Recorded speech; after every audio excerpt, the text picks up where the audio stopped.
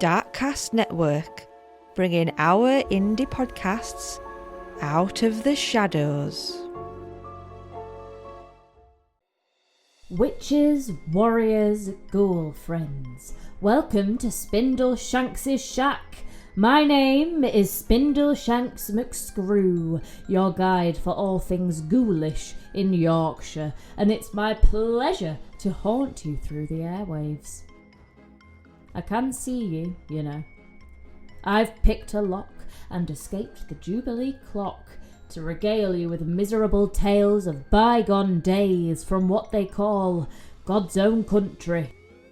Spooking the locals is indeed what I do best, and you can book onto one of my Saturday ghost tours in Otley, Skipton, or Leeds, where I will regale you with grisly local tales, or one of my dear friends will regale you, the Butcher or Lord Bartholomew Catch, that you won't hear anywhere else. But for now, pull up a pew and lend me your ear. I have a story to tell you that you don't want to hear. As we are in almost one of my favourite months of all, October, woohoo! I thought I would read a already written story this time round. So this will be a retelling from my point of view. That's Spindle Shanks McScrew's point of view. But this story, yes, is The Strange Orchid by H.G. Wells. As, you know, we are recording for a Green Witch podcast, I thought I would tell a green horror story this time around. I hope you enjoy it. First up, we have a little excerpt. Buckle in. Here we go. Unlike its contemporaries, the vampire, werewolf, ghost or mummy, the killer plant has never received enough recognition as its own subgenre of gothic or horror. Despite this, the man-eating plant was a true literary phenomenon of the 19th century, inspiring esteemed Gothic writers such as Nathaniel Hawthorne, Arthur Conan Doyle and H.G. Wells to write short stories. The 19th century created a unique environment for the killer plant to grow, with imperialism's far-reaching networks, the emphasis on exploration, and the popularity of Gothic stories. Writers were able to feed off the era's anxieties and interests to create a horror which stemmed from their deepest fears and greatest desires. With the rise of imperial global access, rare and exotic plant specimens became available for the rich Victorian collector. During the 19th century, the exotic plants market truly boomed as it became a sensation and obsession, rivaling that of the better-known Egyptomania of the time. This exclusive pastime provided playthings and curio for the mega-rich, as it was recorded at the end of the 19th century that a single bulb of the rare specimen Odontoglossum crispum cooksoni sold for the equivalent of £300,000. The expeditions to fetch these specimens were long, dangerous, and expensive. To justify high prices and add value to their wares, the stories were told of the dangers of the jungles. From cannibal natives to man-eating trees, news and hoaxes of this kind were rampant during the era. Just like the vampire being invited inside, the monstrous plant was now closer to home than ever as they lived in their collectors' hothouses. Carnivorous plants in general were widely collected, but orchids were especially coveted, causing the killer orchid to become a subgenre of its own amongst man-eating plants. Their bodily appearance and descriptions oozed sexuality and femininity, which transformed the flower into the femme fatale of the killer plant world as collectors died for their beauty. The buying of orchids always has in it a certain speculative flavour. You have before you the brown shriveled lump of tissue, and for the rest you must trust your judgment, or the auctioneer, or your good luck, or Stephen Smith's, or any other garden centre that you might visit, as your taste may incline. The plant may be moribund or dead, or it may just be a respectable purchase, fair value for your money, or perhaps for the thing that has happened again and again there slowly unfolds before the delighted eyes of the happy purchaser. Day after day, some new variety, some novel richness, a strange twist of the libellum, or some subtler coloration, or unexpected mimicry. That was all from H.G. Wells, so according to him anyway. Nowadays, orchids are items to be copped at the self-serve checkouts as a midweek shopping treat for $3.99. Exotic blue food colouring running down pale leaves sunburnt through commercial windows and plastic wrapping. But, back in 1894, orchids were a totally different story. To fetch something a bit more exotic, you would have to go to auction and bid on the flower that took your fancy. Winter Wedderburn was a quiet fellow, a shy man, dare I say. A little boring? Maybe not. He was reasonably well off, provided with just enough income to keep off the spare of necessity, and not enough nervous energy to make him seek any exacting employment, meaning he had plenty of time to dedicate towards a hobby. Now you might imagine Winter to take up something like stamp collecting or bulls, but no, he was absolutely fascinated by orchids. He would frequent these strange plant auctions. He'd often make a day out of it and travel all the way down to London. He'd return his new pet plants with care and would store them in a rather ambitious little hothouse he'd had built at the back of his house. Now, I was long dead by this point, me being Spindleshanks McScrew. Not that I showed any signs of my demise, of course, and I wasn't about to tell him, so he didn't know. I took a liking to the man. He was a long-distance cousin of mine, and he seemed lonely. Plus, he rarely touched his liquor cabinet, so there was plenty to share. I decided to make my home at his home as a housekeeper and friend. I remember one morning he sat down for breakfast and declared, "I feel like something's going to happen to me today." I said, "Well, you might want to be a bit more specific, Winter, there, love." He told me, "I can't specify why or how, but I feel like something weird's going to happen." Have you left the house recently?"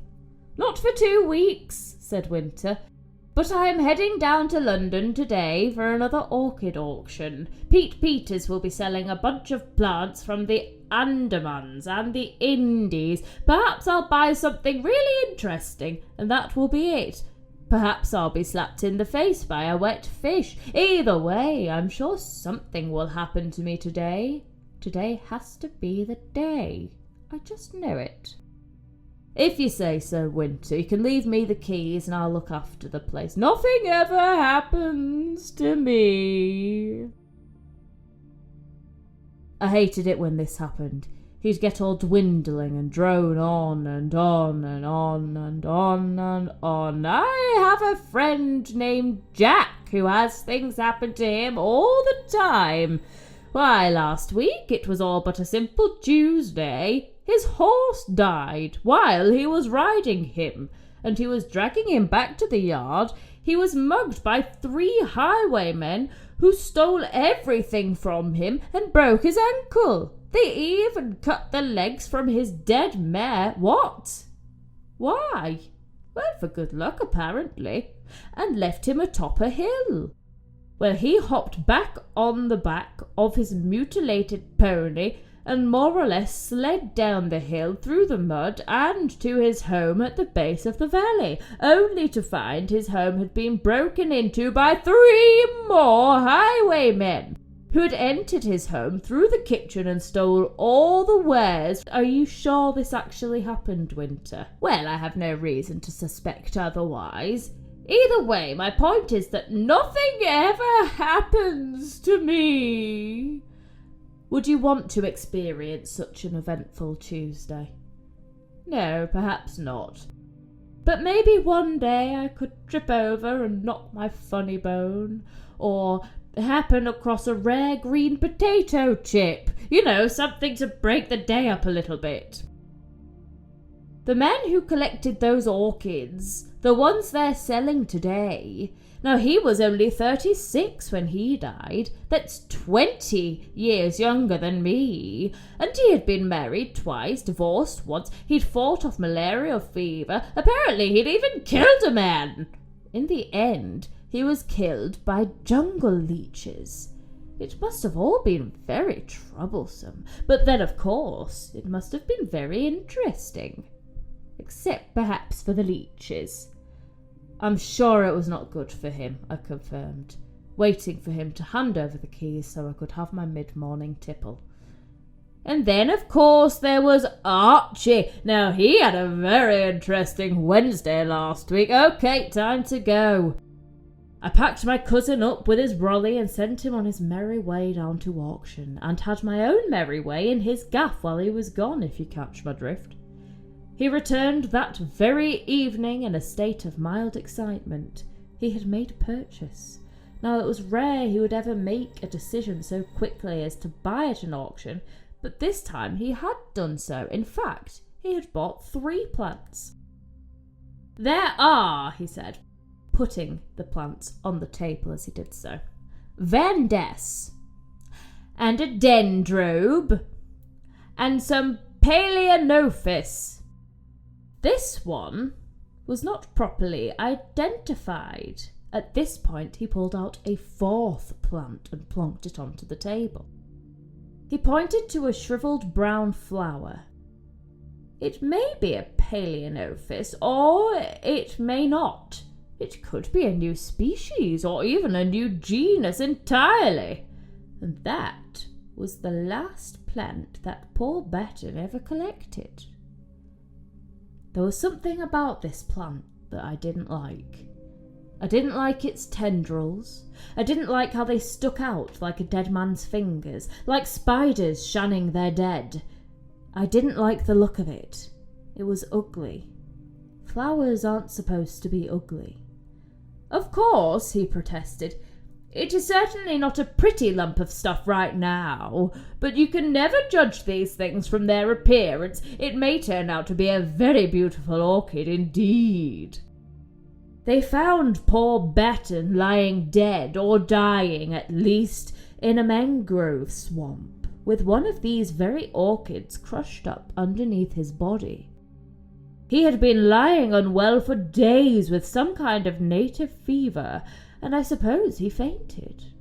Every drop of blood, they say, was taken from him by the jungle leeches. It may have been this very plant that cost him his life to obtain. I think none the better of it for that, I told him. All that suffering so that English people could have orchids. I found it absurd. And to think I was eating at the table amongst a plant who had only recently had a dead body lying across it. I was put off from my supper entirely. Winter spent his next few days fussing about in his little hothouse, messing around with lumps of teak, moss, charcoal, and all the other mysteries of the orchid cultivator. Several of the Vandas and the Dendrobium died under his care, but the strange orchid began to show signs of life. I was busy in the kitchen, jam making, one afternoon, and Winter dragged me out to the hothouse to show me a new discovery. "That is a bud," he said, "and presently there will be a lot of leaves there. And those little things coming out here are aerial rootlets. They look to me like bony fingers pointing out of the brown." I didn't like them.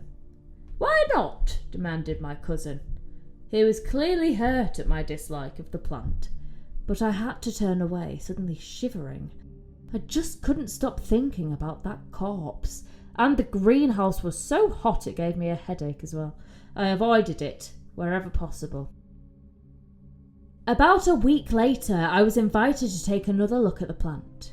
Some of the aerial rootlets were now over a foot long and, unfortunately, reminded me of tentacles reaching out after something. They got into my dreams, going after me with incredible speed. Wedderburn would have to admire the plant on his Todd. I was not stepping another toe back in that greenhouse, or so I thought. At last, this great, mysterious, strange, weird thing actually happened. He was right. Winter entered his hothouse one morning, and there was a new odour in the air, a rich, immensely sweet scent that overpowered that crowded, steaming little greenhouse. He hurried down to his strange orchid, and behold, its trailing rootlets now bore 3 great splashes of blossom from which the overpowering sweetness proceeded. He stood before them in an ecstasy of admiration. The flowers were white, with streaks of golden orange upon the petals. The heavy labellum was coiled into an intricate projection, and a wonderful bluish purple mingled there with the gold. He could see for himself that this was no ordinary Palaeonophis. It was a new orchid entirely. And the insufferable scent, and how hot the place was! The blossoms swam before his eyes. Surely the temperature couldn't be right in here. He stepped towards the thermometer, and suddenly the place began to swell. The bricks beneath his feet became unsteady, dancing up and down. Then the white blossoms, the green leaves, the whole greenhouse seemed to sweep sideways, and then in a curve upward. I was getting our 4:30 tea all sorted out, as was our custom, every day, but Winter didn't come in to join me. I knew that he was probably in the greenhouse worshipping that horrid plant, and gave him an extra 10 minutes. When he still didn't arrive, I went to call him in. I opened the door of the hothouse and called his name. No reply. I smelled the air, which was very close and loaded with an intense perfume. Then I spied something strange lying across the bricks between the hot water pipes. Perhaps for a minute I stood motionless at the door, trying to decipher what the lump was on the floor through the steam. There was my cousin, lying, face upward, at the foot of the strange orchid. The tentacle-like aerial rootlets no longer swayed freely in the air, but wrapped themselves around my cousin, stretched tight in a tangle of grey ropes, their ends closely applied to his neck, chin, and hands. Then I noticed one of the exultant tentacles upon his cheek, drinking from it a thread of blood. I screamed and ran towards him, trying to separate him from the leech-like suckers. I went about snapping the tentacles in half, and their sap dripped red. I began to grow woozy as the overpowering scent of the blossom made my head reel. How they clung to him! I tore at the rough ropes, and whilst I felt I was fainting, I knew I must not. I ran out into the open air and breathed deeply before grabbing a plant pot and smashing it into the rear window of the hothouse. I dragged my cousin's motionless body away from the horror, bringing the orchid smashing to the ground. He was drip white and bleeding from a dozen circular patches. There I left him, lying on the ground, and fetched from the side of the greenhouse a large washing can. Who knows how long it had been sitting there, but I poured the grim, green water over him, and at last he opened his eyes, feebly, and wiping the blood from his face. The doctor gave him brandy and hot milk, and he was carried up to bed.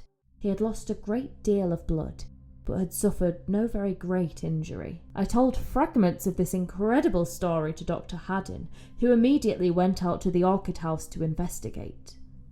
The colder air was blowing in through the open door of the greenhouse, and the sickly perfume was almost dispelled completely.